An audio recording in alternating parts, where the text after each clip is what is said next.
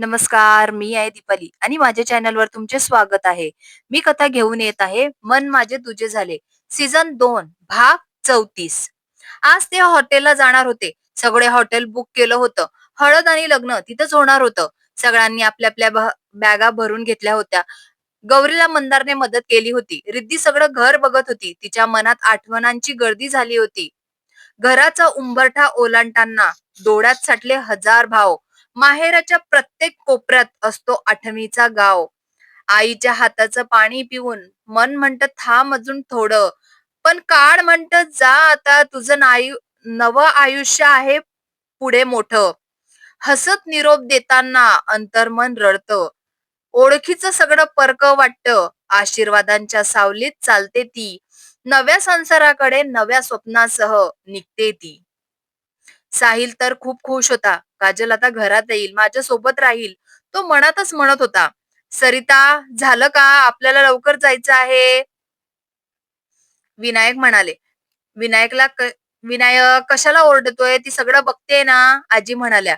गौरी सगळं पाहत होती, पण तिच्याकडून जास्त काम होत नव्हतं. म्हणून सरिता आणि इंदूच बघत होत्या. बॅगा गाडीत ठेवल्यात का? आजी म्हणाल्या. सगळं आपल्या आपल्या बॅगा घेऊन बाहेर आले. रिद्धी आली. विनायक मोबाईलवर बोलत होते. रिद्धी त्यांच्या जवळ गेली आणि त्यांना मिठी मारली. विनायकनेही मोबाईल ठेवून दिला आणि तिला मिठीत घेतलं. रिद्धीचे डोळे पाणावले होते. सरिता त्यांच्या जवळ गेल्या. त्यांनी रिद्धीच्या डोक्यावरून हात ठेवला. त्यांचेही डोळे भरून आले होते. रिद्धीने त्यांना घट्ट मिठी मारली. साहिलही बॅग घेऊन बाहेर आला. त्याने कैलासला मिठी मारली. अरे, तू मला का मिठी मारतोय? कैलास म्हणाले. मी पण आता बायकोचा बैल होणार ना, तिचं ऐकावं लागेल मला. साहिल रडण्याचं नाटक करत म्हणाला. सगळे हसायला लागले. रिद्धी रडता रडता हसली. ती साहिल जवळ जाऊन त्याला मिठी मारली. तुला खूप मिस करेल, ती म्हणाली. रिद्धीने सगळ्यांना मिठी मारली. मंदार एका बाजूला उभा होता. रिद्धीकडे पाहत होता. त्याचेही डोळे पाणावले होते. त्याने रिद्धीला त्याच्या मुलीसारखं वाढवलं होतं. रिद्धी त्याच्या जवळ गेली. त्याला मिठी मारली. दोघही रडू लागले. मी ना एक फोटो काढतो आणि वीरेनला पाठवतो, साहिल म्हणाला. त्याला सांगतो, ही रडकी मुळकी तुला चालेल का? सगळ्यांनी पुन्हा हसत आपले अश्रू पुसले. आता चला, उशीर नको व्हायला, विनायक म्हणाले. सगळे घराबाहेर पडले, मनात आठवणीचा साठा घेऊन. ते हॉटेलला पोचले होते. विनायकने सगळ्यांना त्याच्या रूमच्या चाब्या दिला. सगळे आपल्या आपल्या रूम मध्ये गेले आणि थोडाच वेळ आराम केला.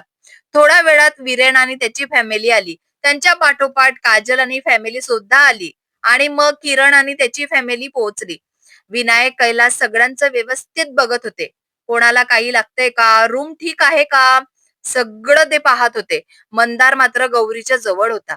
तिला प्रवासाचा थोडा त्रास झाला होता, म्हणून ती रूम मध्येच होती. मंदारने तिला थोडा आराम करायला सांगितलं. गौरी बेडवर आडवी झाली आणि मंदार तिचं डोकं हलकच दाबत होता. थोडाच वेळात गौरीचा डोळा लागला. मंदार तिच्याकडे बघून तिच्याकडे हसत पाहत बाहेर आला. बाहेर विनायक आणि कैलास पाहुण्यांचा त्यांच्या रूम दाखवत होते. सगळे रूम मध्ये जाऊन फ्रेश झाले. थोड्याच वेळात संगीत आणि मेहंदीचा कार्यक्रम सुरू होणार होता. सगळीकडे रंगीत लाइटिंग, फुलांच्या सजावटी, सुंदर आणि आनंदाचं वातावरण भरून राहिलं होतं. मेहंदी आणि संगीत. हॉलच्या एका बाजूला मेहंदीचं टेज सजवलं होतं. रंगीत पडदे, फुलांचे तोरण आणि मधोमध रिद्धी, वीरेन आणि काजल, साहिल असं सुंदर नेमप्लेट लावली होती. रिद्धी आणि काजल दोघीही सुंदर पारंपरिक ड्रेस मध्ये बसल्या होत्या. त्यांच्या हातावर मेहंदीवाली बारीक डिझाईन काढत होती. रिद्धीच्या हातावर व्ही आणि काजलच्या हातावर यस अक्षर उठून दिसत होतं. सगळे गप्पा, हसत आणि गाण्यांच्या लयरी रंगत होते. रिद्धीच्या आजूबाजूला सगळ्यांनी मेहंदीचे रचनेवाली हे गाणं लावलं. ती हसत हात हलवत म्हणाली, वीरेनला दिसेल का हे नाव? तेवढ्यात वीरेन आत आला. हसत हसत रिद्धीकडे पाहत म्हणाला, अगं, मला शोधायला काय लागलं? माझं नाव तर तुझ्या हातावरच चमकतंय. सगळे हसायला लागले. साहिल पण तिथे आला. काजलच्या हातावर मेहंदी पाहत म्हणाला, माझं नाव तर जरा मोठं लिहायला हवं होतं, म्हणजे सगळ्यांना दिसेल. काजल त्याच्याकडे पाहत हसली. नाव लहान असलं तरी जागा मोठी आहे माझ्या मनात. सगळ्यांनी वा म्हणून टाळ्या वाजवल्या. हॉलमध्ये संगीताची लय वाढली, डीजेचे गाणे लावले आणि सगळेजण नाचायला लागले. गौरी थोडी बरं वाटत बाहेर आली. मंदारच्या खांद्यावर हात ठेवून ती सगळं पाहत होती. मंदार तिच्याकडे पाहून म्हणाला, "आपल्या घरातलं असंच आनंद राहू नेहमीच." गौरी हसून मान हलवली आणि सगळा हॉल पुन्हा हसत आणि गाण्यांच्या स्वरांनी भरून गेलं. आता खूप रात्र झाली होती. सगळे आपल्या आपल्या रूममध्ये निघून गेले. हॉटेलच्या कॉरिडॉरमध्ये शांतता पसरली होती. फक्त हलका वारा आणि फुलांचा सुगंध दरवळत होता. सकाळी लवकर उठून सगळे तयारीला लागले. आज हळदीचा दिवस होता. घरभर उत्साह आणि आनंदाचं वातावरण भरून राहिलं होतं. सर्वात आधी साहिल आणि वीरेनची हळद लावायला ची होती. त्यांची हळद झाली. सगळे त्यांच्यावर हळद, फूल, पाणी उडवत हसत खेळत होते. दोघेही आनंदाने पूर्ण पिवळे झाले होते. सगळ्यांच्या चेहऱ्यावर हसत आणि आनंद चमकत होता. आता काजल आणि रिद्धी हळद होणार होती. हॉलच्या 2 ठिकाणी सुंदर सजावट केली होती. एकीकडे साहिल आणि काजलची हळद आणि दुसरीकडे वीरेन आणि रिद्धीची हळद. पहिलं ठिकाण साहिल आणि काजलची हळद. फुलांनी सजवलेला पिवळा नारिंगी रंगाचा मंडप, वरून झुलणाऱ्या झेंडूंच्या माळा, बाजूला फुलांची ताटी, मधोमध सुंदर फलक. साहिल आणि काजलचा हळद सोहळा. काजल पिवळ्या लेहंगात एकदम उजळून दिसत होती. तिच्या चेहऱ्यावर लाजेची स्मित, डोळ्यात उत्साह. साहिलने पांढरा कुर्ता आणि पिवळा दुपट्टा घेतला होता.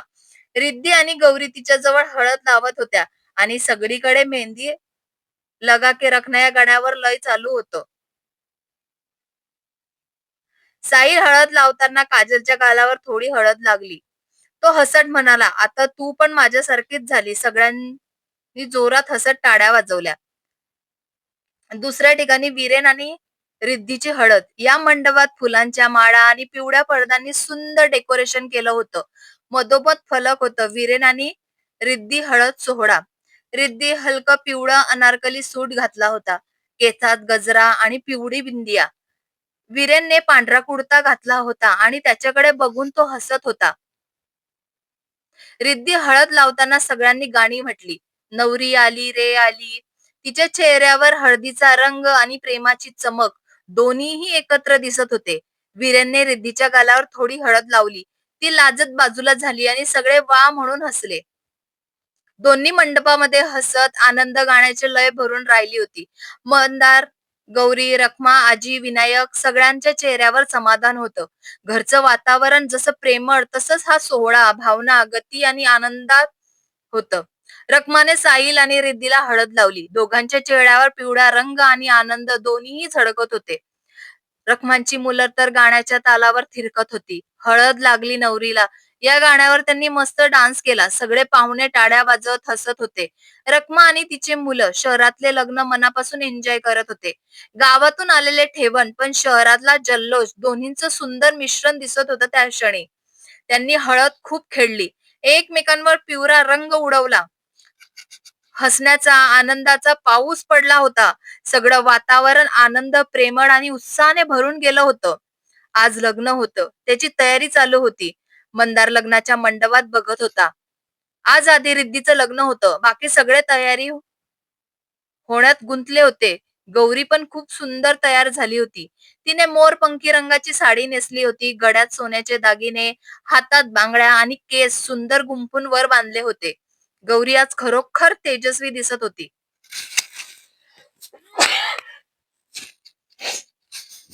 काजल लई तयार झाली होती. तिने हलका गुलाबी रंगाची साडी नेसली होती.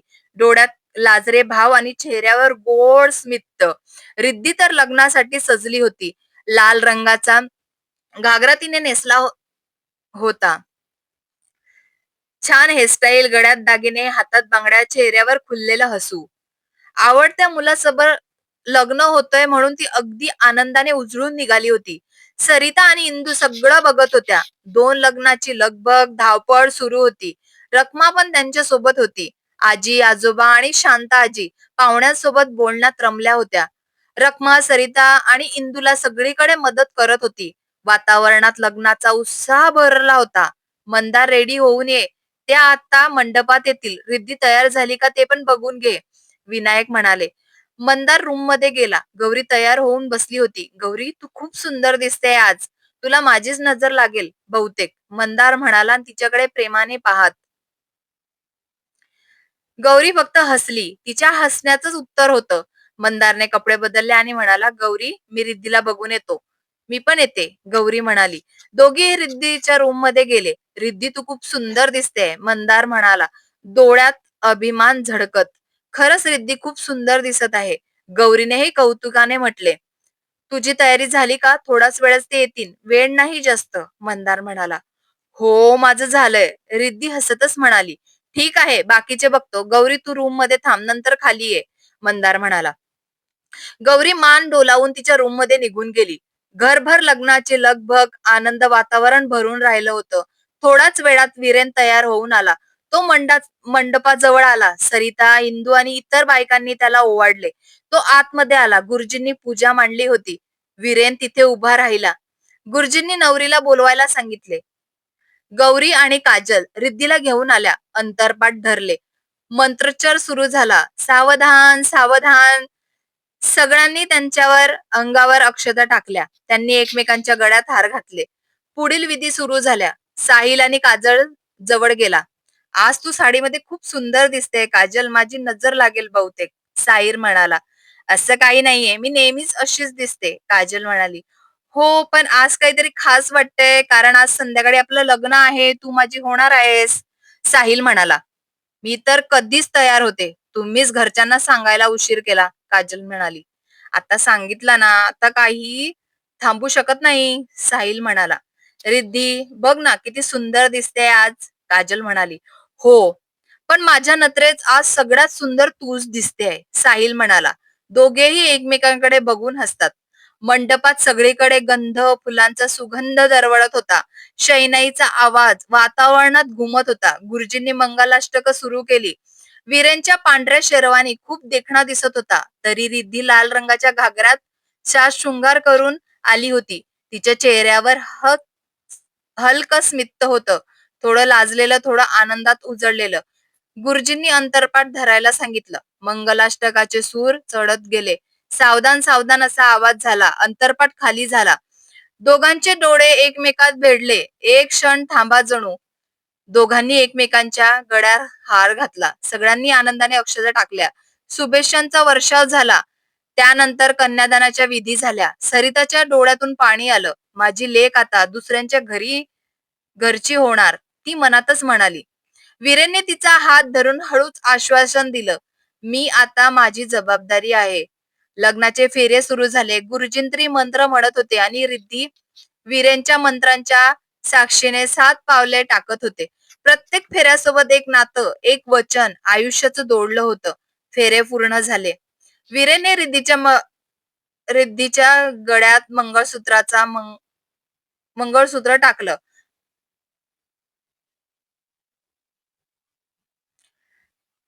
कपाळावर कुंकू लावलं. रिद्धीच्या डोळ्यात पाणी येऊन हसली. आता ती रिद्धी वीरेन झाली होती. मंडपात टाळ्यांचा आवाज झाला. शहनाईचा गजर आणि सगळ्यांच्या चेहऱ्यावर आनंद दिसत होता. गौरी आणि काजल दोघींच्या डोळ्यात अश्रू पुसत होत्या. मंदारने सगळीकडे पाहून हसत म्हटलं, "पहिलं लग्न छान पार पडलं. आता साहिल आणि काजलचं थाटात होऊ दे." लग्नाचे सगळे विधी पूर्ण होत होते. मंडपात अजून फुलं, सुगंध दरवळत होता. वीरेन आणि रिद्धी दोघही देवापुढे हात जोडून उभे होते. आता नव्या आयुष्याची सुरुवात. वेळात पाठवणीचा क्षण आला. रिद्धीने सगळ्यांकडे पाहिलं. तिचे माणसं सोडून ती जाणार होती. सरिता आणि विनायक तिच्या जवळ आले. दोघांचे डोळे भरून आले होते. सरिताने तिच्या चेहऱ्यावर दोन्ही हातांनी धरलं. "नेहमी आनंदी राहा ग बाळा. सासरी तुझे पाय सोन्याचे पडो." रिद्धी रडू आवरू शकली नाही. ती आईच्या मिठीत शिरली. विनायकने पण तिच्या डोक्यावर हात ठेवले. "कधी काही लागलं तर पहिला फोन डॅडला करायचा, हे लक्षात ठेव." गौरी जवळ आली. डोळ्यातलं पाणी पुसत म्हणाली, "आता हे घर रिकामं होईल तुझ्यापासून." साहिल असत म्हणाला, "वीरेन, आमची रिद्धी नीट सांभाळ. खूप गोड आहे ती, पण राग आला की." त्याचं वाक्य पूर्ण व्हायच्या आत सगळे हसले. रिद्धी हसता हसता पुन्हा रडू लागली. वीरेनने तिचा हात हातात घेतला. "चल आता, उशीर होईल." होतोय, विनायक म्हणाले. रिद्धी शेवटचे एक कटाक्ष सगळ्याकडे टाकते. आई वडिलांना वाकून नमस्कार केला. मंदार आणि गौरीला मिठी मारली. ती कारमध्ये बसली. खिडकीतून बाहेर हाल अलवत म्हणाली, आई बाबा लवकर भेटूया. गाडी हळूहळू पुढे निघाली. डोळ्यातून वाहणाऱ्या अश्रून सोबतच एक भावना, आनंदाचा विरह. रिद्धी आणि वीरेन परत हॉटेलमध्ये आले. दोघांच्या चेहऱ्यावर थोडा थकवा होता, पण मनात समाधान आणि आनंद होतं. सगळ्यांनी त्यांचं स्वागत केलं. माझ्या लग्नाला आले का? साहिल हसत म्हणाला. काजलने लगेच सिद्धीला मिठी मारली. वा, आता तू मिसेस वीरेन झालीस. रिद्धी फक्त हसली. अगं, अजून विश्वास बसत नाही, माझं लग्न झालंय. सगळे एकत्र डायनिंग एरियामध्ये जमले. हॉलमध्ये सुंदर मांडलेला टेबल, दिव्यांचा लगबग प्रकाश, सगळ्यांच्या चेहऱ्यावर आनंद. वातावरण अगदी प्रसन्न झालं होतं. सरिता म्हणाल्या, चला आता सगळे मिळून जेवूया. इतका मोठा कार्यक्रम पार पडला, आता पेटपूजा करूया. सगळ्यांनी मिळून जेवणाला सुरुवात केली. हसत, जुन्या आठवणी सगळं चालू होतं. विनायक आणि कैलास काही वेळ शांत बसून एकमेकांकडे पाहत हसले. दोन्हीही लग्न छान पडली पाहिजे. रिद्धी आणि वीरेन एकमेकांकडे पाहून हसले. त्यांचं आयुष्य आता नव्या प्रवासाला सुरुवात करत होते. प्रेम, जबाबदारी आणि आनंदाचा. रिद्धीने लग्नाचे दागिने, मेकअप, लाल ओढणी हळूहळू काढली. आरशात स्वतःकडे पाहत ती हसली. आज ती नवरी होती, पण आता तिच्या भावाच्या लग्नाचा आनंद साजरा करायचा होता. तिने लगेच साहिल आणि काजलच्या लग्नासाठी घेतलेला ड्रेस घालायला घेतलं. हलका गुलाबी लेहंगा, कानात छोटे झुमके आणि साधा मेकअप. ती अगदी सुंदर दिसत होती. हॉटेलच्या दुसऱ्या बाजूला काजल तयारी करत होती. तिच्या चेहऱ्यावर थोडा ताण, पण डोळ्यात अपार आनंद होता. त्याच्या मैत्रिणी तिची हेअरस्टाईल करत होत्या आणि काजल हलक्या हसण्यात गुंग होती. आज खरंच माझं लग्न आहे, ती हळूच म्हणाली आणि आरशात स्वतःकडे पाहून हसली. साहिल खालच्या हॉलमध्ये तयार होत होता. विनायक आणि कैलास त्यांच्या सोबत होते. अरे साहिल, आज तू नवरा आहेस बरं का, आता थोडं स्थिर राहा, कैलास म्हणाले. साहिल असला, मी नेहमी स्थिर असतो, पण आज मन थोडं वेगळंच धडधडतंय. गौरी त्याच्या रूम मध्ये आराम करत होती. मंदार तिच्या जवळ बसून बोलत होता. तू थोडा वेळ झोपून घे, मग खाली चल. अजून एक लग्न बाकी आहे. गौरी हलकच हसत डोळे मिटते. आजी आजोबा, शांता आजी खूप दमल्या होत्या. त्यासाठी खास रूम दिल्या होत्या. त्यांनी चहा घेतला आणि थोडा आराम केला. हॉटेलमध्ये सगळीकडे पुन्हा लग्नाची तयारीचा गजबज सुरू झाला होता. सजावट, फुलांचे हार, बँडचा सुरेल आवाज, दुसऱ्या लग्नाची सुंदर सुरुवात होत होती.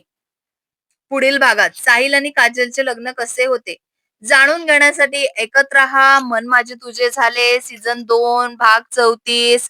कथा आवडली असेल तर लाईक करा, कमेंट करा. पुढील भाग ऐकायचा असेल तर सबस्क्राईब करा, मला सपोर्ट करा.